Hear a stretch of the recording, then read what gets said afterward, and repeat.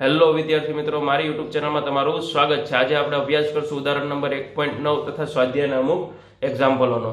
તો જોઈએ ઉદાહરણ નંબર 1.9 શું કહે છે કે 10⁻8 કુલમ અને -10⁻8 કુલમ મૂલ્યના બે બિંદુઓ વિદ્યુતભાર અનુક્રમે Q1 અને Q2 એકબીજાથી 0.1 મીટર અંતરે મૂકેલા છે। તો આકૃતિમાં દર્શાવ્યા મુજબ A, B અને C બિંદુએ વિદ્યુત ક્ષેત્ર ગણો।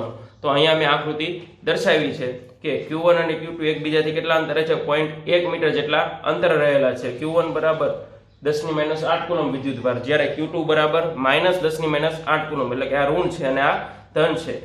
Q1 થી એક બિંદુ આવેલું છે B બિંદુ, ત્યાં તેનું અંતર 0.05 છે, એટલે B બિંદુએ પણ વિદ્યુત ક્ષેત્ર આપણે ગણવાનું છે। એવી રીતના આપણે C બિંદુએ ગણવાનું છે। A, B, C ત્રણેયના વિદ્યુત ક્ષેત્ર આપણે ગણવાના છે। ટોટલ અંતર 0.1 મીટર અને Q2 થી B સુધીનું અંતર કેટલું થશે 0.15 મીટર। તો આપણે જોઈએ કે A માટે A બિંદુએ વિદ્યુત ક્ષેત્ર આપણે ગણવું છે। તો કેવી રીતના ગણી શકીએ? તો ગણી શકીએ કે Q1 ના કારણે A પાસે વિદ્યુત ક્ષેત્ર Q1 ના કારણે A પાસે વિદ્યુત ક્ષેત્ર, તો આપણે કહીએ કે E1A કે Q1 ના કારણે A પાસે વિદ્યુત ક્ષેત્ર કેટલું મળશે કે વિદ્યુત ભાર છે આપણે એને કહીએ Q1 અને અંતર એટલે કે આટલું અંતર થશે, એને મેં R1 કીધું છે અત્યારે, તો R1 સ્ક્વેર કિંમત મૂકીએ 9 × 10⁹ Q1 એટલે 10⁻8 અંતર 0.05 એનો વર્ગ। આનું સાદુરૂપ આપીએ એટલે આપણને આનું વિદ્યુત ક્ષેત્ર મળે, કેટલું મળશે કે 0.36 × 10⁵ ન્યૂટન પ્રતિ કુલમ। તો આવું કંઈક આપણને આનું વિદ્યુત ક્ષેત્ર પ્રાપ્ત થશે। એવી જ રીતના આપણે કહીએ કે B ના કારણે, એટલે કે A ઉપર Q2 વિદ્યુત ભારના કારણે, Q2 ના કારણે A પાસે વિદ્યુત ક્ષેત્ર આપણે ગણવું હોય તો કહી શકીએ કે E2A બરાબર કે Q2/R2 સ્ક્વેર। અહીંયા મેં આ અંતર R2 તરીકે લીધેલું છે, જે કેટલું છે 0.05, અને Q2 વિદ્યુત ભાર આપણને ખ્યાલ છે કે એની કિંમત 9 × 10⁹ વિદ્યુત ભાર -10⁻8 છેદમાં, અહીંયા આપણે માત્ર ને માત્ર મૂલ્યની વાત કરીએ તો આપણે 10⁻8 ની જગ્યાએ આપણે લઈ શકીએ +10⁻8 કુલમ, અને અંતર કેટલું થશે 0.05 એનો વર્ગ। સાદુરૂપ આપીએ તો આનો આન્સર આવશે 0.36 × 10⁵ ન્યૂટન પ્રતિ કુલમ। હવે દિશાની વાત કરીએ તો Q1 ના કારણે ઉદ્ભવ થતું વિદ્યુત ક્ષેત્ર આ દિશાનું હશે E1A, જ્યારે Q2 ના કારણે ઉદ્ભવ થતું વિદ્યુત ક્ષેત્ર E પણ જમણી દિશાનું જ હશે। તો કુલ વિદ્યુત ક્ષેત્ર આપણે કરવું હોય કે A બિંદુએ Q1 અને Q2 ના કારણે વિદ્યુત ક્ષેત્ર, તો EA બરાબર E1A + E2A કહી શકીએ। તો EA બરાબર કેટલું આવશે કે A બિંદુ પાસે કુલ વિદ્યુત ક્ષેત્ર મળશે 0.36 + 0.36 એટલે 0.72 × 10⁵ ન્યૂટન પ્રતિ કુલમ। તો A બિંદુ પાસે આપણે વિદ્યુત ક્ષેત્ર મેળવી લીધું છે। હવે આની પછી આપણે મેળવવાનું છે કે B બિંદુ પાસે વિદ્યુત ક્ષેત્ર કેટલું હશે તે જોઈએ। તો આપણે સૌપ્રથમ અહીંયા લખી નાખશું કે EA આપણને મળી ગયું, કેટલું મળ્યું 0.72 × 10⁵ ન્યૂટન પ્રતિ કુલમ જેટલું। હવે વાત કરીએ કે B પાસે કેટલું હશે, તો જોઈએ।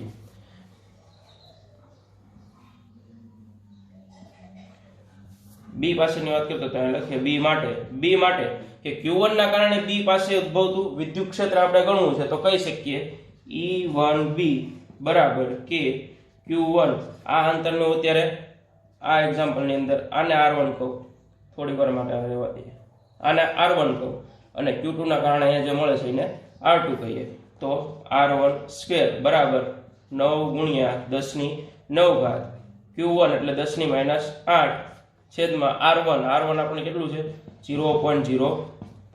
હવે આની દિશાની વાત કરીએ તો ધન વિદ્યુત ભાર છે, તો વિદ્યુત ભારના કારણે બહારની તરફની દિશામાં, એટલે કે આ દિશામાં E1B વિદ્યુત ક્ષેત્ર બહાર તરફની દિશામાં હશે। તો આપણે કેવું લેવું પડે, ડાબી સાઈડ હોય તો ઋણ, અથવા તો આપણે કહી શકીએ કે વેલ્યુ મૂકી દઈએ, ગણતરી કરીએ, અને ગણતરી કરીએ તો આન્સર આવશે 0.36 × 10⁵ ન્યૂટન પ્રતિ કુલમ જેટલો। એવી જ રીતના આપણે કહીએ કે Q2 ના કારણે કે Q2 વિદ્યુતભારના કારણે B બિંદુએ વિદ્યુત ક્ષેત્ર, તો E2B બરાબર કે Q2 અપોન આખું અંતર મેં અત્યારે હાલમાં કીધું છે કેટલું છે R2 જેટલું, તો R2 સ્ક્વેર, K એટલે આપણને ખબર 9 × 10⁹ ગુણ્યા Q2 એટલે 10⁻8 છેદમાં અંતર આપણે કહીએ કેટલો હશે 0.15 એનો વર્ગ, 0.15 નો અર્થ થશે 0.0225. સાદું રૂપ આપીએ તો આપણને ખબર પડશે કે આન્સર આવે 4 × 10⁻3. આપણે ઘાતનો સરખામણી કરી નાખીએ, અહીંયા 5 છે તો અહીંયા 3 છે, અહીંયા 5 કરીએ તો 0.04 × 10⁵ ન્યૂટન પ્રતિ કુલમ. તો બી બિંદુએ આપણે કુલ વિદ્યુત ક્ષેત્ર મેળવવું હોય તો મેળવી શકીએ. Q2 ના કારણે જે બી બિંદુએ વિદ્યુત ક્ષેત્ર ઉદ્ભવે છે તેની દિશા કઈ તરફની હશે? આ તરફની, E2B જમણી તરફની દિશામાં હશે, જ્યારે Q1 ના કારણે ઉદ્ભવે છે તેની દિશા ડાબી તરફની દિશામાં હશે. તો કુલ વિદ્યુત ક્ષેત્ર આપણે મેળવવું હોય તો મોટામાંથી નાનું બાદ કરીએ એટલે આપણને કુલ વિદ્યુત ક્ષેત્ર મળી જાય કે તે જોઈએ કેટલું મળે છે. E બરાબર total E is equal to E1B plus E2B. આનો ટોટલ સરવાળો કરીએ એટલું આપણને વિદ્યુત ક્ષેત્ર પ્રાપ્ત થશે કે જે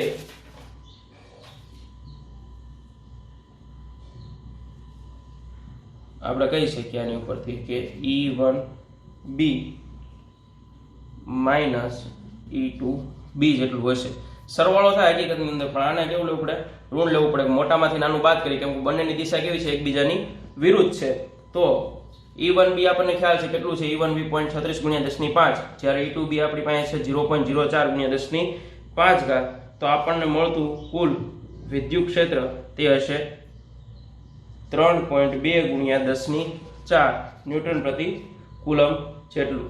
તો આપણે કહી શકીએ કે EB કે B પાસે Q1 અને Q2 ના કારણે ઉદ્ભવતું વિદ્યુત ક્ષેત્ર EB બરાબર 3.2 × 10⁴ ન્યૂટન પ્રતિ કુલમ. આટલું કંઈક વિદ્યુત ક્ષેત્ર ઉદ્ભવે છે. હવે વાત કરીએ C પાસેની, કે C બિંદુ પાસે કઈ તરફ હશે, અને આ જેની દિશા છે કે B પાસે જે ઉદ્ભવે છે Q1 અને Q2 ના કારણે તેની દિશા હશે ડાબી તરફની દિશામાં ઉદ્ભવશે. એમાં ડાબી તરફ વિદ્યુત ક્ષેત્ર વધારે છે, જ્યારે જમણી તરફ વિદ્યુત ક્ષેત્ર ઓછું છે, તો ડાબી તરફની દિશામાં ઉદ્ભવશે. હવે વાત કરીએ C પાસે, કે C માટે, તો C માટે વિદ્યાર્થી મિત્રો જોઈએ કે Q1 ના કારણે, હવે આને R1 નીકાળી દઈએ, R2 નીકાળી દઈએ. Q1 ના કારણે થશે ધન વિદ્યુત ભાર છે એટલે બહાર તરફની દિશામાં, તો અહીંયા લખી શકો કે E1C. Q2 ના કારણે અંદર તરફની દિશામાં એટલે કહી શકીએ કે E2C. તો આનું પરિણામી વિદ્યુત ક્ષેત્ર હશે કે આ દિશાનું હોવું જોઈએ, જેને આપણે કહી શકીએ EC. તો તેની વાત કરીએ કે Q1 ના કારણે C બિંદુ પાસે અને Q2 ના કારણે C પાસે વિદ્યુત ક્ષેત્ર, તો કહી શકીએ કે E1C બરાબર E2C બંને સમાન હશે, બરાબર કે Q અપોન R1. R1 કયો અથવા તો R કહીએ કે R, કારણ કે અંતર કેટલું છે? 0.1 મીટર, બંને બાજુ સમાન અંતરે છે.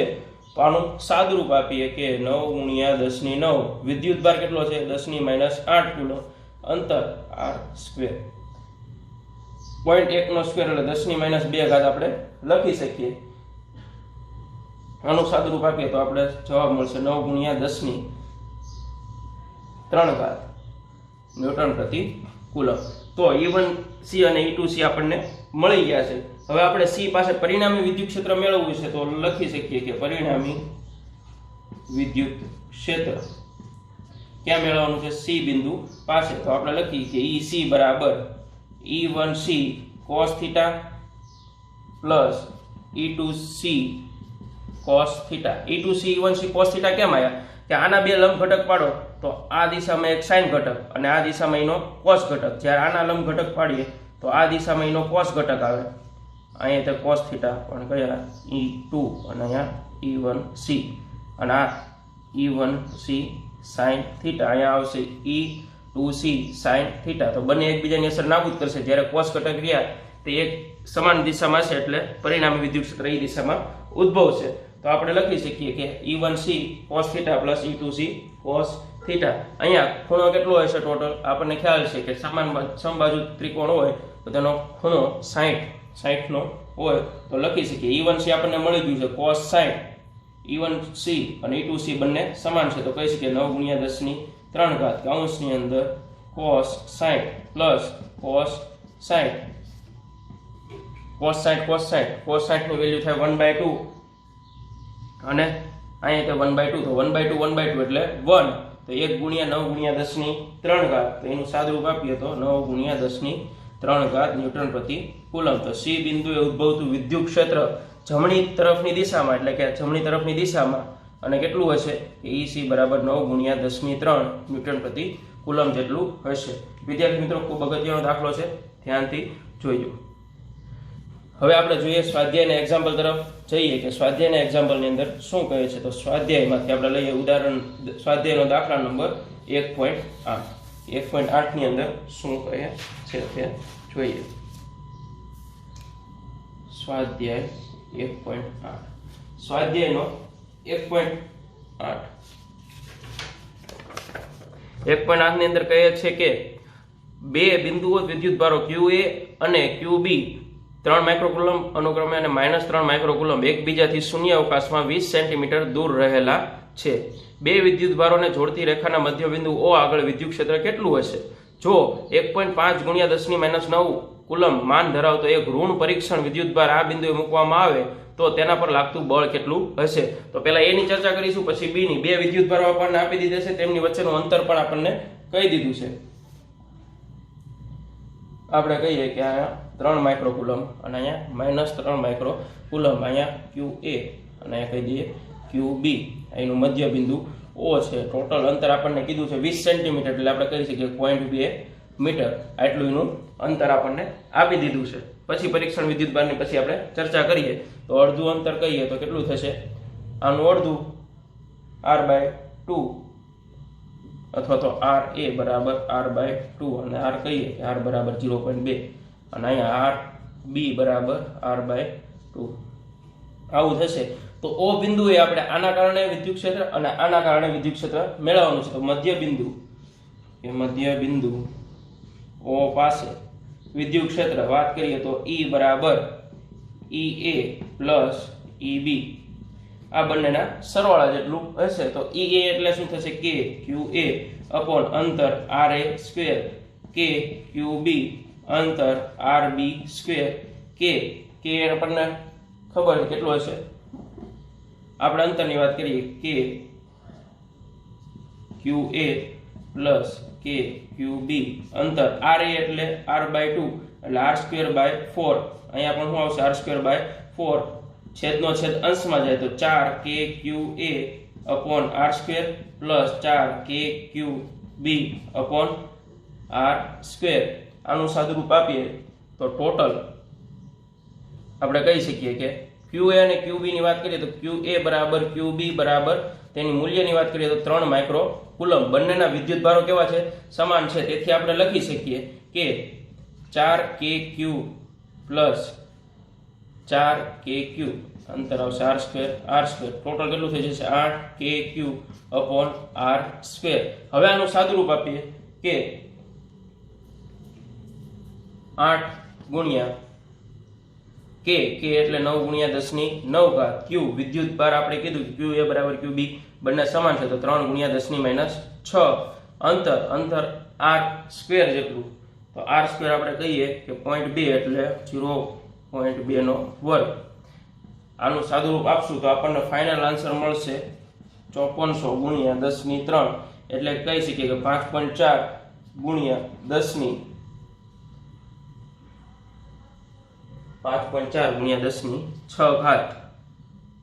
ન્યૂટન પ્રતિ કુલમ. આની દિશાની વાત કરીએ તો દિશા હશે AB તરફની કે ધનથી ઋણ વિદ્યુતભાર તરફની દિશા હશે. કુલ વિદ્યુત ક્ષેત્ર આપણને મળ્યું કેટલું મળ્યું? 5.4 × 10⁶ ન્યૂટન પ્રતિ કુલમ. તો આપણે એને લખી નાખીએ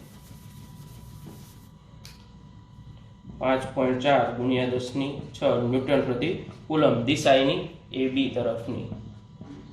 તરફની દિશામાં છે. હવે B ની અંદર કીધું છે, આ A ની વાત કરી કે B ની અંદર આપણને એમ કીધું છે એક પરીક્ષણ વિદ્યુતભાર છે -1.5 બી ની અંદર આપણને વિદ્યુતભાર કીધો છે કે -1.5 ગુણ્યા 10⁻9 કુલમ. આ વિદ્યુતભાર અહીંયા મૂકીએ તો તે બિંદુએ અથવા તો ઓ બિંદુએ લાગતું બળ આપણે મેળવવાનું છે. તો બળની ખબર છે આપણને કે F બરાબર QE. તો Q વિદ્યુતભાર આપણને આપેલો છે, કેટલો આપ્યો? -1.5 ગુણ્યા 10⁻9. વિદ્યુત ક્ષેત્ર આપણે મેળવ્યું 5.4 ગુણ્યા 10⁶. આનું સાદુરૂપ આપીએ તો આપણને આન્સર કંઈક મળશે, તે હશે -8.1 ગુણ્યા 10⁻3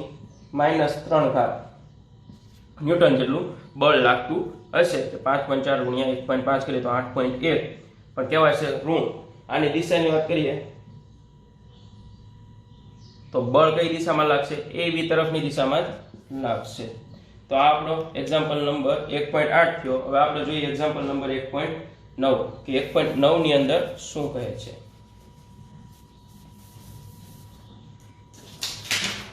1.9 ની અંદર કહે છે કે એક તંત્રના બે વિદ્યુતભારો QA 2.5 ગુણ્યા 10⁻7 કુલમ અને QB -2.5 ગુણ્યા 10⁻7 કુલમ અનુક્રમે એ બિંદુએ એના યામ આપી દીધા છે 0,0, -15 સેન્ટીમીટર. હવે બી ના યામ આપ્યા છે 0,0 +15 સેન્ટીમીટર બિંદુએ રહેલા છે. તો તંત્રનો કુલ વિદ્યુતભાર અને વિદ્યુત ડાયપોલ ચાક માત્રા શોધો. કુલ વિદ્યુતભાર ગોતવાનો છે અને ડાયપોલની ચાક માત્રા શોધવાની છે. તો જોઈએ, XY Z સમતલમાં દર્શાવવું પડશે. આપણે આને x કહીએ, આને z કહીએ, અને બહારની તરફ આવતું છે y કહીએ. આ એનું ઉગમ બિંદુ છે. એક બિંદુ આપણને આપ્યું છે 0,0,15 સેન્ટીમીટર અને બીજું બિંદુ આપણને આપ્યું છે 0,0, -15 સેન્ટીમીટર. તો આપણે કહીએ કે અહીંયાથી ઉગમ બિંદુથી અને a નામ આપીએ અને b નામ આપીએ. ઉગમ બિંદુથી a સુધીનું અંતર 15 સેન્ટીમીટર હશે, જ્યારે ઉગમ બિંદુથી b સુધીનું અંતર 15 સેન્ટીમીટર હશે. તો એક જાતની ડાયપોલ જેવી રચના થાય છે. તો આપણે કહી શકીએ કે 2a બરાબર 30 સેન્ટીમીટર. ટોટલ તેનું અંતર કેટલું હશે? 30 સેન્ટીમીટર જેટલું હશે. તો પહેલા વિદ્યુતભારની વાત કરીએ કે વિદ્યુત ડાયપોલનો કુલ વિદ્યુતભાર. આ એક જાતની ડાયપોલ જ છે, તો આપણે ડાયપોલ કહી શકીએ 1.9 કે કુલ વિદ્યુતભાર. કુલ વિદ્યુતભાર કેટલો થશે? સમેશન Q, તો QA પ્લસ QB જેટલો. આપણને વિદ્યુતભારની વેલ્યુ આપેલી છે. QA બરાબર કેટલા છે? 2.5 ગુણ્યા 10⁻7 કુલમ અને QB બરાબર છે -2.5 ગુણ્યા 10⁻7 કુલમ વિદ્યુતભાર છે. તો બંનેનો સરવાળો કરીએ તો કેટલો થશે? 2.5 ગુણ્યા 10⁻7 કુલમ પ્લસ માઇનસ 2.5 ગુણ્યા 10⁻7 કુલમ 0. તો આની ઉપરથી આપણે કહી શકીએ કે હકીકતમાં વિદ્યુત ડાયપોલ જ છે, કેમ કે બે વિદ્યુતભારોનો સરવાળો કેટલો આવે છે? 0 આવે છે. હવે આની ડાયપોલ મોમેન્ટની વાત કરીએ કે ડાયપોલ મોમેન્ટ સમીકરણ આપણને ખ્યાલ હોવો જોઈએ કે P બરાબર 2AQ. 2A આપણને ખબર છે કેટલું છે? 30. વિદ્યુત ભારની વાત કરીએ તો 2.5 ગુણ્યા 10⁻7. સાદુરૂપ આપીએ તો 75 ગુણ્યા 10⁻9, અથવા તો એમ કહી શકીએ કે 7.5 ગુણ્યા 10⁸. આ 30 સેન્ટીમીટરમાં છે, તો એને મીટરમાં કન્વર્ટ કરવું હોય એટલે 10⁻2 વડે ગુણવું જોઈએ. 7 આધાર સરખો, ખાતોનો સરવાળો -7 -2 એટલે -9. તો આ એક્ઝામ્પલની અંદર એટલું જ કે ડાયપોલ મોમેન્ટ આપણે મેળવવાની છે. હવે જોઈએ એક્ઝામ્પલ નંબર 1.10. સ્વાધ્યાયનો એક્ઝામ્પલ નંબર 1.10. 1.10 ની અંદર શું કહે છે કે 1.10 ની અંદર કહે છે કે 4 ગુણ્યા 10⁻9 કુલમ ઇન્ટુ મીટર ની ડાયપોલ ચાક માત્ર ધરાવતી એક વિદ્યુત ડાયપોલ. વિદ્યુત ડાયપોલ આપણને આપી છે કેટલી આપી છે? 5 ગુણ્યા 10⁴ ન્યૂટન પ્રતિ કુલમ નું માન ધરાવતી સમાન વિદ્યુત ક્ષેત્ર સાથે 30 ના કોણે રહેલી છે. આ ડાયપોલ પર લાગતું ટોર્ક નું માન શોધવાનું છે. એટલે આપણે ટોર્ક મેળવવાનું છે. ટોર્ક નો આપણને ખ્યાલ હોવો જોઈએ કે ટોર્ક બરાબર શું થાય કે P ક્રોસ E. આ આપણને ખ્યાલ હોવું જોઈએ. આપણને જે વેલ્યુ આપી છે તે આપણે લખી નાખીએ કે ડાયપોલની વેલ્યુ આપી છે 4 ગુણ્યા 10⁻9 કુલમ.